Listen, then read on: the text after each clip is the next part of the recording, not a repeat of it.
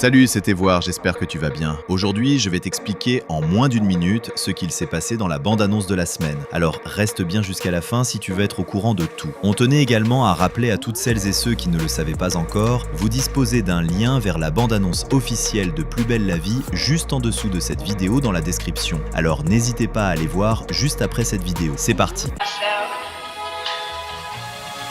What a wonderful world.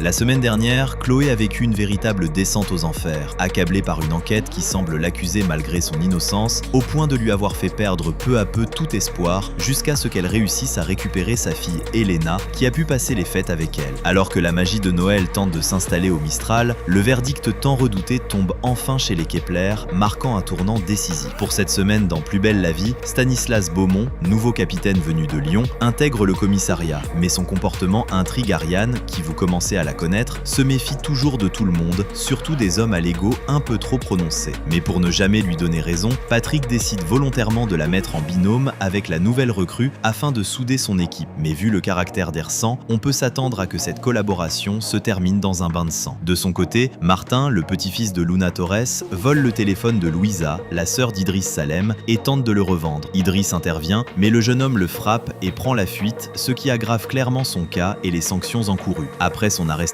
Martin s'effondre au sol alors qu'Idriss pensait qu'il simulait. Un médecin est appelé en urgence et l'état de santé de Martin semble bien plus grave qu'il n'y paraît. Puis Yann veut être le père d'Elena désormais et compte bien la reconnaître. Baptiste conseille à Chloé de révéler la vérité à sa fille à propos de son père, ce qui terrifie la jeune maman, mais qui comprend qu'elle ne va pas pouvoir y échapper indéfiniment. Thomas reçoit également une carte de Charles et propose une réunion de famille pour la galette. Il reconnaît s'être trompé sur Chloé et aimerait arranger les choses, ce qui devrait apporter un peu de joie au sein du quartier fatigué de toutes ces péripéties. La vidéo explicative est terminée, j'espère qu'elle t'a plu. Si c'est le cas, n'hésite pas à déposer ton like et à t'abonner pour suivre les prochaines vidéos. Salut!